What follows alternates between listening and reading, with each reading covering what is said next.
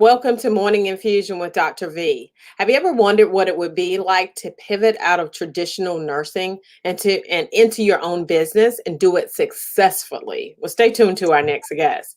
My name is Dr. Viola Pierce. I'm the owner and the CEO of VP Nursing and the Nurse Nurturer and the facilitators of Secret Suppers Worldwide with Dr. V, where our goal is to equip healthcare professionals to be wealthy in all areas of their lives.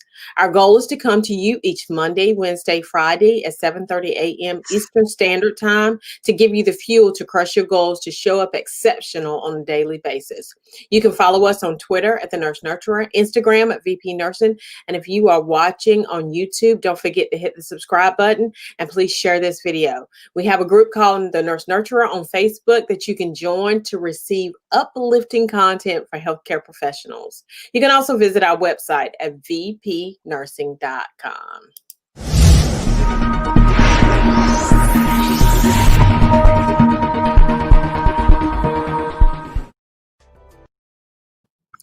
And before I introduce our guest today, I want to take this time to have just a moment of silence for my good friend, Edna Williams, who was supposed to be on the show today. She lost her son. And all of us as mothers can definitely empathize with that. So we want to say we love you, Edna. We're standing behind you. And just give us we'll just have a moment of silence.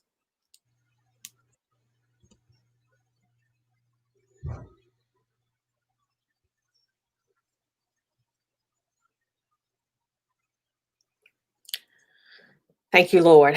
Okay, so our guest today is Melissa Overton.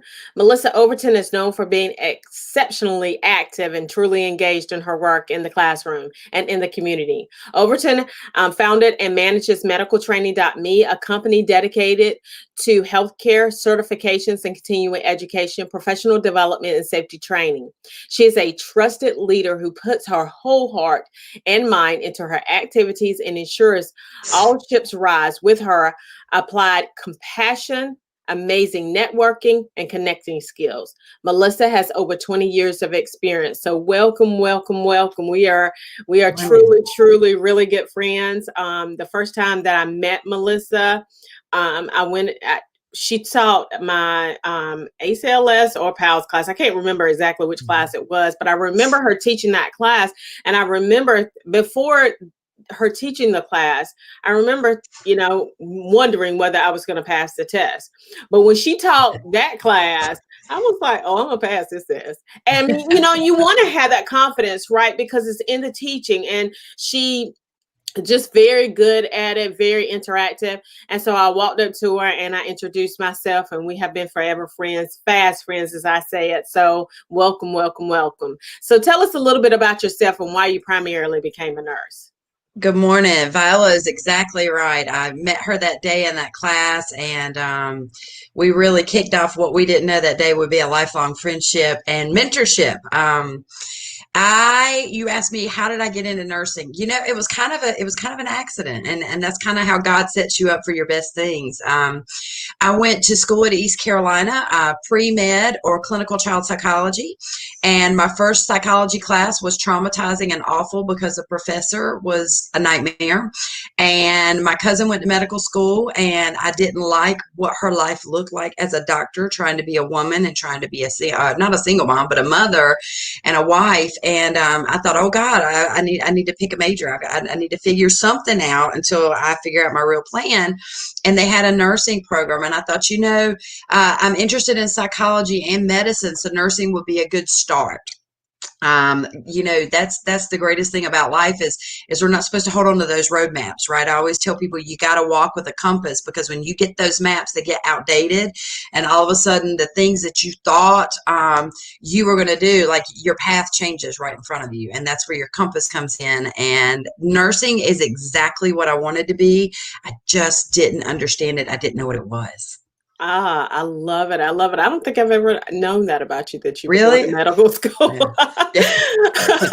Yeah. You should have seen the faces of the administration when I did the pinning ceremony for Wilson Community College, and I started with that. You can imagine, they were like, I said, I never wanted to be a nurse. I was like, I resented the fact somebody wanted to be a nurse, and they were like, This is not So, the but story when that my we want story came today. around, when they're like, "Oh my God!" But when the story came around, that it was really great to explain to them that sometimes you have to trust your path and your purpose to know you're going to land exactly where you're supposed to be. Exactly, Be exactly. willing.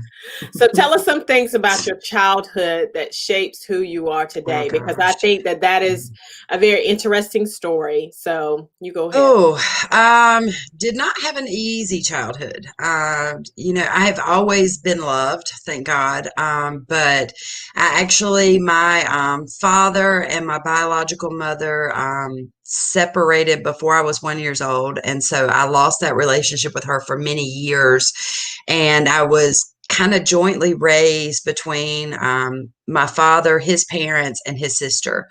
And he was young. I think they were 19 when they had me. 19, yeah, 19 or 20 years old when they had me. And so he was kind of growing up as he was attempting to raise me, and he remarried, and it was not a good person, unfortunately. And so, after many years of those difficulties and some abuse that came up within the family, I was taken in by my aunt, who had always been the steady source of love in my life. She's the one person that 100% has always been there. I'll try not to get emotional about that this morning, but she's my rock. And so she took me in when I was 13 and told me that I could be anything I wanted to be, and all the negative and hurt that had been poured in my life. She says, you don't have to accept that. Just because they gave it to you doesn't mean that you have to accept those words as truth. And I want you to sing. I said, I can't sing, I can't sing. And she said, of course you can. You go pick a song you love and you sing it over and over again until it becomes part of your DNA. And to her dismay, I picked Sweet Child of Mine by Guns N' Roses. So you can imagine an emotional 13-year-old teenage girl singing Sweet Child of Mine with the music blaring at the top of her lungs. And then when I sang at church on my first solo, they said, oh my gosh, where did you learn to sing? And my mom said, well, it was that song, Sweet Child of Mine. And I was like, all the Baptists just clutched their pearls and said, oh, bless your heart.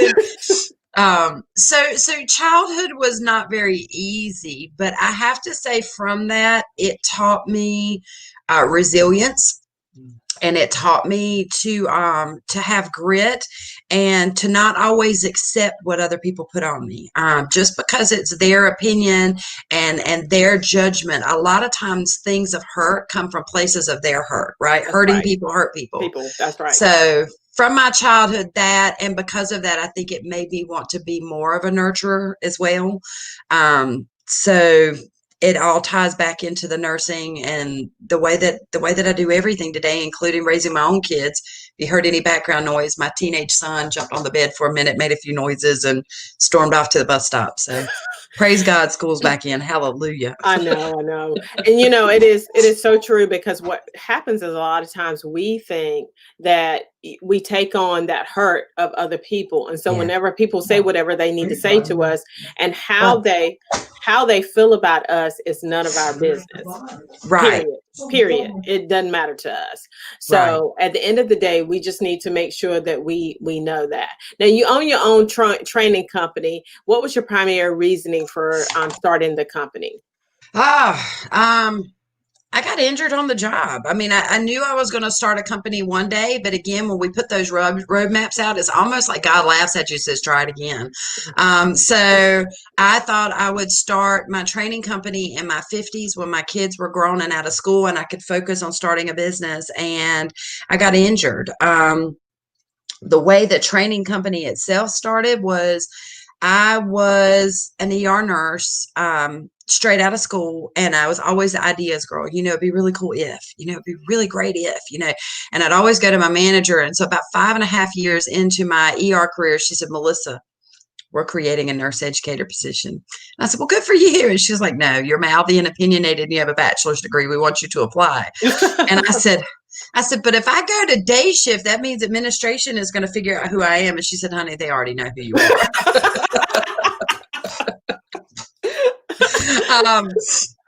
And I was a disruptor. I could say I was a disruptor, but I was a positive disruptor. I think that there is a way that you can go in and you can ask for change, and you can challenge status quo, but whether or not you're hurt is whether or not your disruption is positive or negative. Right. And so I was always the positive disruptor. And basically, they let me go into that role. No one had done anything like that in over 10 years. And she said, basically, I just want you to hit the ground and do everything you always asked me if you could do. And I said, really? And she said, really, just go do it. And within 2 weeks, we had a nursing orientation for a 4-week orientation and 6-week orientation and 12-week. And she said, how did you do this? And I said, I've been dying to do it. I told you, and we put that into place. And I said, and next I'm going to do a CNA orientation. She was like, knock yourself out, and a week later we had a CNA orientation. And after that, I was like, and now I'm going to, and she just sat back and let me do what I wanted to do. And it really fueled me, because then the staff was given the feedback. Yes, this is what we needed. She literally pushed me out of the nest a year later into a corporate role.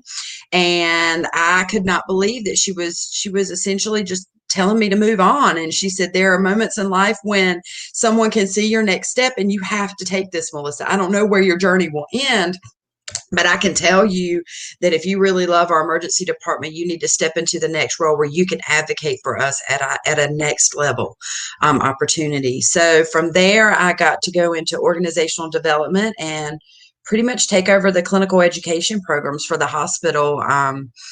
I was not the manager, but it was definitely my responsibility to make sure that they all happened and that we had the resources we needed. And it just gave me more of a fuel to connect as I interacted with more than just ER staff.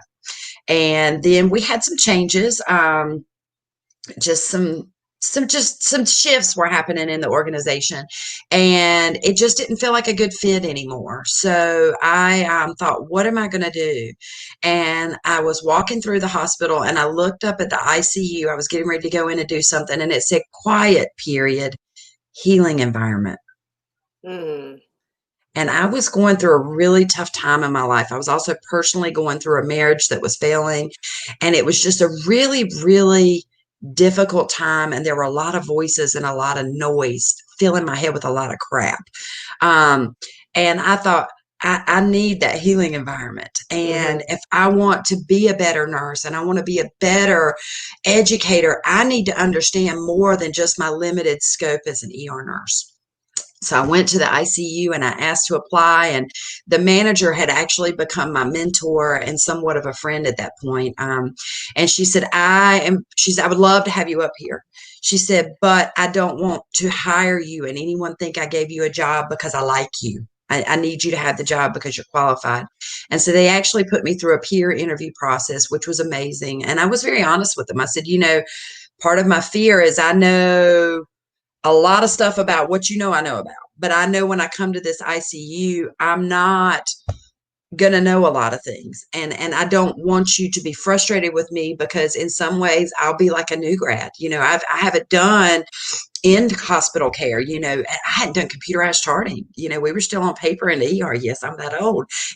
And so when we look at that, actually, I thought that would maybe hurt my chances. And actually, they told me later, Melissa, that's what gave us faith that we knew you would be a team member, is that you already recognized that you were going to need to grow. And so I was there for 2 years before I tore my rotator cuff.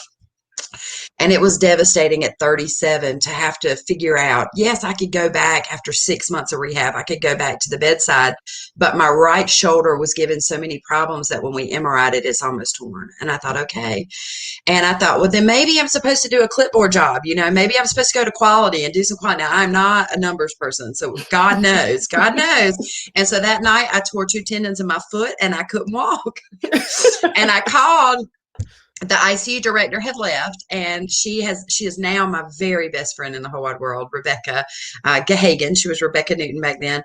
I called Rebecca in tears, and I said, I thought I was going to do this, and I feel like the weight of the world is on my shoulders.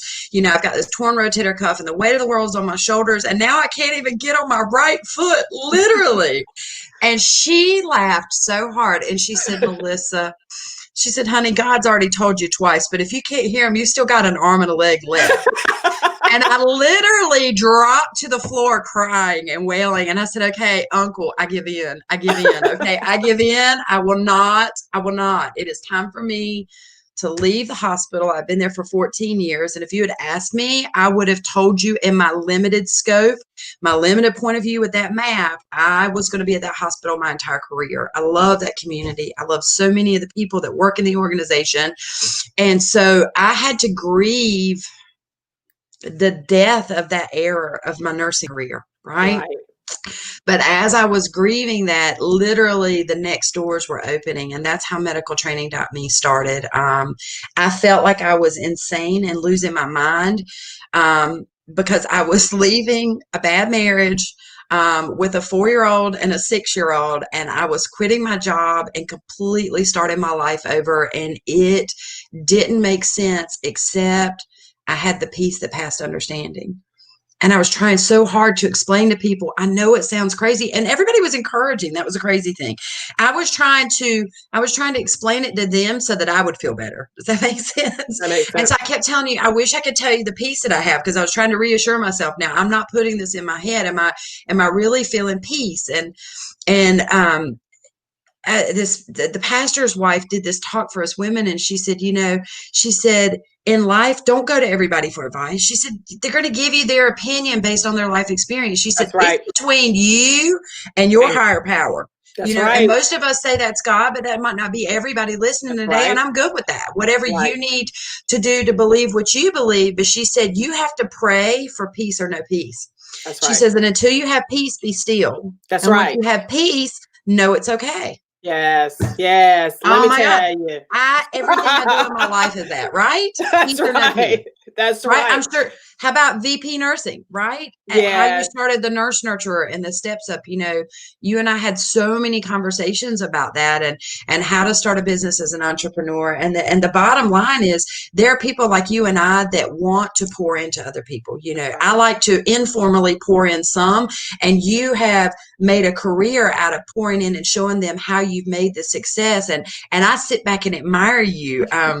I love you because I'm so proud of what you're doing. And I know that you've got the ability to do this coaching, right? And this gift to give it to them. And, at the end of the day, as we coach them, we have to tell them, still go back and check it out with your fella, right? Because you got to make sure that like he's good with this and you're not trying to force a plan, because another pastor said you have a freedom of choice, but not of consequence. That's exactly right. Oh, that's the word. Those can be right. That can be good consequences because you were obedient and you did what you were supposed to do. But it also means if you were stubborn and you knew you weren't supposed to do that and you choose to do it anyway, God's like, okay. See you in a minute. And that minute may be 10 years, let me tell you. That's right. And it's that unsettling of that ground that you were going through because, kind of every area was kind of disruptive, right? But I'm going to tell you, God will literally, he will disrupt that ground. He will shake it up so that he can put everything back together and put it together more perfectly than you could have ever done. I think, is that in Jeremiah where he talks about how he shakes the tree so that everything unimportant falls away? I think it's Jeremiah. And I'm like, that is so true, but you've got to have the faith to stand tall and know that he's not going to knock you down in the shaking. That's exactly right. That's right. And some things that happen to us, I think sometimes bring us to our knees and we think it's going to break us. It brought us to our knees so that we could stop and look up. That's exactly right. Whew, I love it. Church up in here this morning. Now you have recently pivoted to leadership training because normally you do ACLS, BLS, all that heart training and trauma training. What was the reason why you turned to this type of training?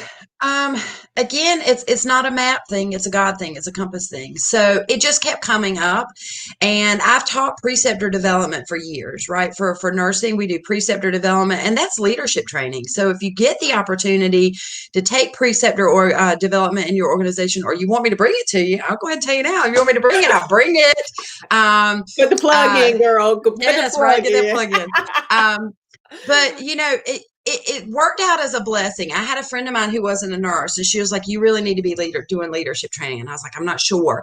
And then she saw my preceptor development. She's like, "This is your leadership training. This is your developing the next level leader. What are you talking about?" And I stop and I think, as you asked me that this morning, I think the other reason I started it is because I have been able to contract an incredible, fantastic team of instructors that bring my energy to the classroom in their own ways. Right. I think part of running a successful business, instead of being a business of one, is you have to bring people on board. You have to build a team of people that can carry out your mission and your values. And so I hand selected each of those people based on their knowledge base first. You got to know what you're talking about, right? You got to have the credibility to stand it up. You can't say you slept at a Holiday Inn Express. That's not going to work. Right. So that's number one. But number two, you've got to have the people skills to connect, and I have spent time coaching and pouring into some of them who didn't think they had it, and now they're some of my strongest and best instructors. And so now that they are teaching those classes at medicaltraining.me, I'm a backup instructor, and I sometimes also come in and teach because I miss it or because we don't have anyone to cover the class. And so I'm definitely still my finger on the pulse of that, but it has opened up the venue for me to speak to people in a different way. And I'm actually mid-process and branding a second piece. So this will be the first time I've talked about it publicly at all, to mirror medicaltraining.me, because when I go into companies that aren't medical, they're like, why is a nurse with a medical company talking to me about servant leadership? And I'm like, what do you think we do? I mean, really? Right, really? I know. But sometimes you have to connect that dot, right? And I probably feel the same way if a construction worker came in to talk to me about how to manage patient satisfaction in an ER. I'd be like, really? And they'd be like, yeah. And I'd be like, you have to sell it, right? So the second brand that I'm actually, my brother is designing a logo for now. We're so excited. It's going to be called Illuminated Training. So I have already purchased illuminatedtraining.com. And the reason I chose Illuminated is because when I describe to people what I love the most about what I do, I tell people it is that moment when the light bulb comes on and you see it in their eyes. And for me, it gives me a high, like I can't describe to people, because I'm like, yes, what I'm doing has purpose and it's worthwhile. And you probably do that when you're coaching. All of a sudden you're talking to them and you're trying to explain, and then all of a sudden it clicks. And you probably with me, let's be honest, when you've talked to me about that and you're like, yes, girl, you finally heard. I think that was this past week, right? You finally are hearing what I'm saying about your value and standing up and asking for your true value. So that's Because how you are I've gone amazing. into it. Well, You are amazing. and I think besides my mother, you're my biggest cheerleader, and I love you for that. I don't, the thing is we can be such strong people, but we all have our weaknesses. And one of mine, honestly, is I have a hard time accepting praise.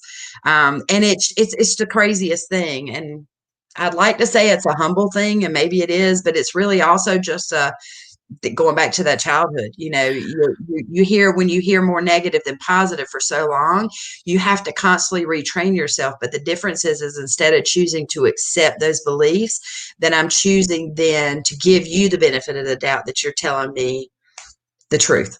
I think that the reason why I think sometimes we struggle is because of the fact that we don't want to get the big head, right? We don't Right. want to seem like, we've got it all together, because the reality is that we don't have it all together. The reality is that it is about, God having it all together for us. And that's the reason why we struggle, I think, sometimes. Yeah. So what is your ultimate goals as it relates to business? Like, where do you see yourself in 10 years? Oh God, the kids will be in college, and that will be just Empty nester. Hallelujah. yeah, empty. I know, right there, Sunday. Let me tell y'all, a single mom with a 12 going on 42 and a 14 going on 58. He's such a crabby old man. Oh my God. Just somebody tell me that these teenage boys get better, because I'm like, I want them to love me again. And he's just so frustrated. They're like, it's the testosterone. I'm like, well, Lord help us. 10 years of truth, right? Let's keep it real. Truth be told, in 10 years, in an ideal world, medicaltraining.me would still be thriving and doing well. But in addition to continuing to manage the company and watch it grow, I would love to be an international speaker. I'll be honest with you. I want to go around and I want to share with other people how they can touch other people and can change their lives as well, or set them and not change their lives. Set them on the right journey, set them on their ultimate journey. How about that? Is that sometimes we're hired, well, most of the time people are hired because of the ability to do whatever technical job they were in before. That's I right. got hired to be a nurse educator because I was a good ER nurse and I had a lot of opinions, and I constantly was throwing them at her, but she had no idea whether or not I would be a great educator, right? She could say she did, but it was really a gamble. And it really wasn't until I went to organizational development and I had leaders pour into me things that I didn't even know existed, that I went to a next level in my professional development. And I will always be grateful to them for that. And I want to be able to do that for other people, because if you have some natural raw talent and we can help you connect to that purpose and build, then you're going to do that and you're going to build other people. And that goes into the whole John Maxwell, we're both John Maxwell trainers, That's speakers right. and coaches. Right. His book, The 5 Levels of Leadership, I use that a lot in consulting training, is trying to explain, like, just because you got the job title doesn't mean you're right. That means you just got started. You That's got a exactly right. stamp, and now you got to build on that stamp. That's exactly right. That's exactly right. So now, what is your definition of success? Success is when you leave this world fully loved and remembered. Really, at the end of the day, it all comes down to that. A couple of weeks ago, John Maxwell did his Live to Lead that he does annually, and Commonwealth Health can bring that to your organizations for a small fee that goes back to their foundations. I'm always a huge proponent of Commonwealth Health. They are such an amazing success story. But in that, John Maxwell said, you got to remember, you're never going to be judged in life by your best chapter. You're going to be judged by your last chapter. You're going to be remembered by your last chapter. And as he said that, I started thinking, nobody's going to care that I put 60 hours a week in getting this company off the ground. What they're going to remember is how I made them feel, and whether or not they felt heard and loved. And that really goes back mostly with my kids. If I don't succeed in anything else, I've got to be a good mother. Yeah. Yes, that's for sure. That is for sure. So now, what is your definition of wealth? Wealth. Surrounded by people who love me, encourage me, and support me, and having enough. That's I don't right. have a dollar sign that I have to have. That's I right. have to have enough to live on, and I have to be surrounded by people who love me, build me up, encourage me, and challenge me. That's right. I don't want a group of head bobbers. I don't want my little tribe of head bobbers. I want people to push me and say, are you doing everything you need to do? That's well. Sweet, sweet. I love it. I love it. Now, how can someone who would like training, especially because you teach BLS, ACLS, PALS, TNCC. TP? We're getting ready to start our fetal heart monitoring program back up again. I've got an instructor. I cannot believe the hoops they have to jump through to get that instructor status. She's got to do 2 more classes. So hopefully by January of next year, we'll have advanced and intermediate fetal heart monitoring again, which would be fantastic. And she's also an NRP instructor. So if you need an NRP checkoff, I know those are hard to find sometimes. So all of those ABC courses, we actually are doing American Red Cross now for first aid and CPR. So that's another proud advancement that we've made this year, and as well as leadership training. Best way to reach me, honestly, is email. Okay. Melissa, Melissa, Melissa at medicaltraining.me. I will get back to you within 24 hours. I work some crazy hours to make sure I'm staying responsive and on top of things, but we do those canned courses. We do BLS weekly. We do ACLS weekly. We do PALS 3 times a month, and we do TNCC quarterly. So there are always opportunities, as well as if your organization needs us to bring the training to you for 5 or more people, we will come to you. We will provide and host the course. I love it. I love it. You are so amazing. I love you. Thank you. Thank you. Thank you I for love you. showing up again here. Mhm. My name is Dr. Viola Pierce. I wanted to bring you back on because I wanted you to kind of Mhm. tell the story of how you got to where you are, because it was so amazing to me, right? because Right. a lot of times what happens is we will come into this, we will come into the fray, and we don't understand, and we think that everybody else had it easy, and the Yeah. reality is that that's not the case, and you didn't.